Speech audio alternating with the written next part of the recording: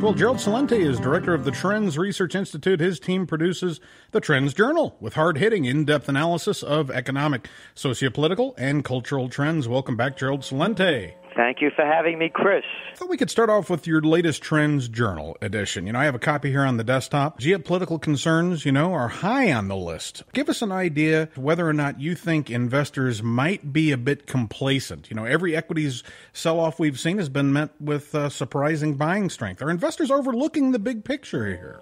You know what's going on? If you follow the mainstream news, the business news, it's almost comical. Stocks are down because of geopolitical uncertainty. Stocks are up because of easing of geopolitical uncertainty. And it's just every day they keep up. Either they're overblowing it or they're downplaying it. But they're really not overblowing it at all because the world is teetering on war the way we see it. What's going on in Ukraine, this has been a propaganda effort by the United States, the likes of which I shouldn't say I've never seen in my lifetime, because after all, Saddam Hussein had weapons of mass destruction and ties to al-Qaeda. And I'm just reading President Obama's March 28, 2011 speech on why we have to overthrow the Gaddafi government. So propaganda has been going on there a long time. But what's going on in Ukraine is extremely important, because this is lining up to be Cold War 2.0. And why anybody would consider taking on the Russians is beyond my comprehension. I mean, after all, Napoleon couldn't pull it off. Hitler launched the largest, most massive military offensive in world history, and he couldn't pull it off against the Russians. Do you think the United States and NATO can, when they look what's going on in Iraq and Afghanistan? Oh, and I mentioned Libya. That's up for grabs, too. So when I'm saying propaganda, I mean this without any hesitation at all. And I'm going to give you an examples. First of all, remember that airplane that was shot down over Ukraine? Have you seen any proof of who did it? Not a piece. Have you seen any proof of the Russians coming out, the Ukraine government's coming out and saying a Russian convoy came into Ukraine territory and we attacked it and we blew it up? Have you seen any photos of it? All they're doing is they're selling propaganda about the Russian troops on the borders, on and on and on, without showing one piece of evidence. Nothing. And what they're doing is they're putting out sound bites so the American public can find its enemy very easily, and the enemy has become Russia. Number two, what's going on in the Middle East, particularly with the Israel destruction of Gaza. And all of a sudden you can't say anything. I could save it for somebody else. Having said that, what's going on over there with the mass destruction is leading to war, because I have a fear that that's going to go into Lebanon. If that does, and then you go in what's going on into Syria, and that's up for grabs, and now you're seeing what's going on with the United States back engaged, by the way, into Iraq. You have a total destabilization of that area. Now, of course, what's going on in Ukraine, and that situation is only getting worse. So, going back to your initial question, are the people overlooking the geopolitical concerns that we are facing? And I believe, yes, they are, because this game could change overnight. It's so easy to take people to war. You have the TrendsJournal. I did a story in it about how easy it was for America to be led into the Afghan war. And I began it by saying words to the effect, it was Bush's speeches the evening of 9/11 and 9 days later in his address to the nation. And I began it by saying only a madman would speak these words, and only people struck with terror would believe them. And I broke apart his speech. Not one piece of evidence. Nothing that took us to war against Afghanistan, the longest war in American history. I'm saying that because, as you can see the propaganda being dealt out, you can see how little people really pay attention to the facts of the news rather than what's being fed through the government and through the media how easy it is to go to war. And when all else fails, they take you to war, and the global economy is failing. All you have to do is look at oil prices. The reason oil prices have been now they're down to 14-month lows, Brent crude. Why are they going so low? Because demand is so off. Look what the housing bubble that has burst in China. 67 out of 70 cities, housing prices are down. Housing prices are falling in London.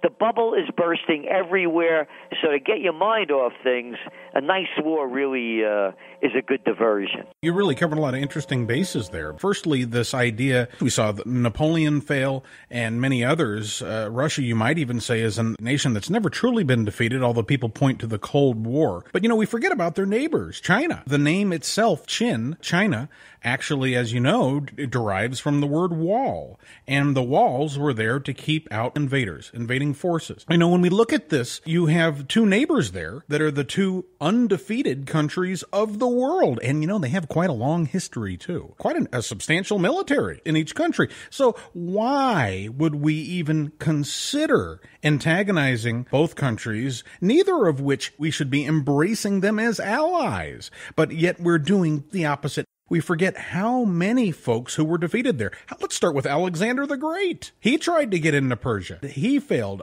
Many folks would argue that the British Empire failed in Persia, bankrupted Russia. And now we have the hubris to march in there and think that we can accomplish the impossible, all while we're bankrupting this country. Tell us more.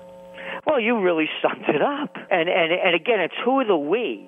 The we aren't us. They happen to be in charge of the government. And I want to make the connections. When you talk about Ukraine, anybody could do this. They could go to YouTube, type in Victoria Nuland, N-U-L-A-N-D. And Victoria Nuland happens to be the Assistant Secretary of State. Her husband is Robert Kagan, one of the prime neocons. Put in December 13th, 2013. And there she is at the National Press Club. And you know who her sponsors are? Exxon and Chevron. Yeah, and here she is giving a speech about her trip to Ukraine. It's a third trip in 5 weeks. And she's going on and on and on about how the path of Ukraine is European. And that was going to require immediate steps to de-escalate the security situation and immediate political steps to end the crisis and get Ukraine back into a conversation with Europe and with the International Monetary Fund. Follow the money. And then I looked it up, and Chevron just cut a $10 billion deal to do hydrofracking in Ukraine. Oh, and I forgot this little side point. There's a energy company in Ukraine, the largest one, Burisma Energy, and they appointed someone to the board of directors. It's the largest energy company in Ukraine. Do you know who it is? Joseph Biden's son, Hunter Biden. And they also appointed, another fellow who is Christopher Hines of the Hines Fortune, and John Kerry's stepson, Devon Archer, his partner, Christopher Hines' business partner, Devon Archer, was also appointed to Burisma Energy. I mean, who are these people kidding? You have the West that wants to embrace Ukraine for its natural resources. And, of course, Russia does not want to let go of its key resource regarding energy, all different types of energy, as well as the breadbasket, I'm sure you'd agree, of Eurasia. Essentially, you have the West saying, they need to be free so our companies can exploit the nation. And you have Russia that's a former Soviet bloc country. This is a strategic resource for us. It would be like if we had problems with Mexico or Canada and Russia coming in here and telling us what we should do. Here, I want to read this to you. A new deal with the IMF would also send a positive signal to private markets. This is Victoria Nuland at the National Press Club on December 13, 2013, and would increase foreign direct investment that is so urgently needed in Ukraine. Hey, what are you doing talking about they need? You're supposed to be working for us. But I digress. Signing the association agreement with the EU would also put Ukraine on a path to strengthening that sort of stable, quote, and predictable business environment that investors require. There is no other path that would bring Ukraine back to long-term stability and economic growth.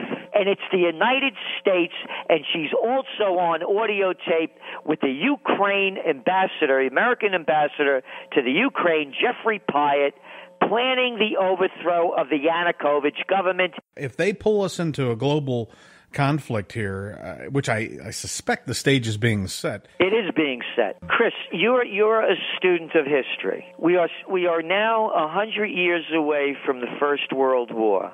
The war to end all wars, the so-called Great War, a war that by every historian's knowledge was totally avoidable, and it destroyed Europe. Europe never regained from it. It was blossoming in truly a new age. Exactly, and it set the stage, as John Maynard Keynes pointed out in his treatise, for the next most even more horrible war. And it almost feels like a purge. If people could step back from their daily lives and imagine that they were born into privilege, never had to work a job in their lives, the rest of us would look like sheep. We're just sheeple. Heaven forbid if some of those sheep start to look like wool. We've got to clear the herd a little bit. And nothing clears better and makes profits for the elite better than wars. They profit on both sides of the conflict, don't they? But this is different. This is the war that when they asked Albert Einstein, how will the Third World War be fought? I don't know, but the next one will be with sticks and stones. You got it.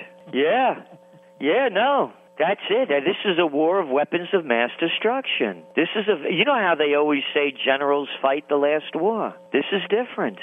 This isn't going to be tanks and planes.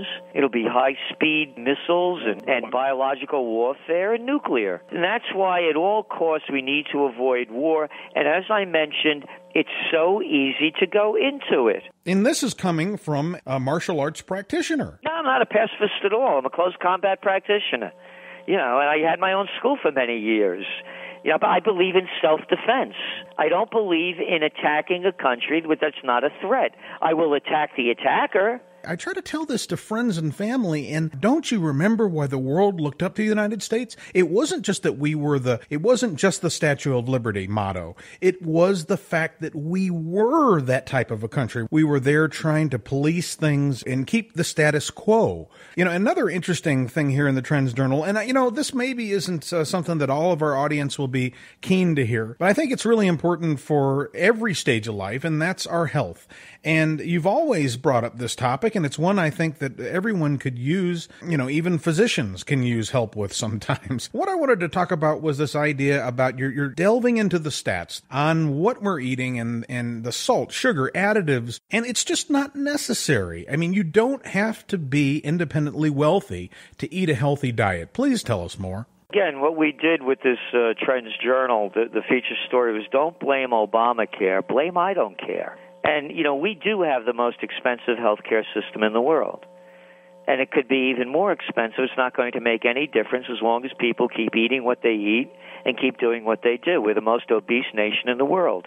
I mean, I never remember as a kid seeing people ride down supermarket aisles in cars, little electric cars, because they're too obese to walk.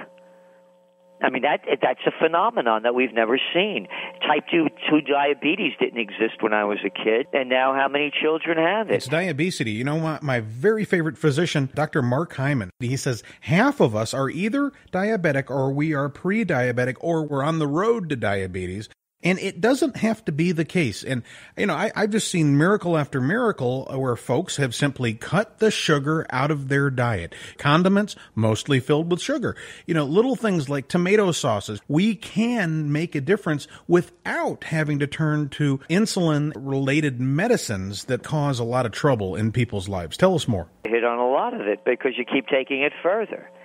And it's with the people they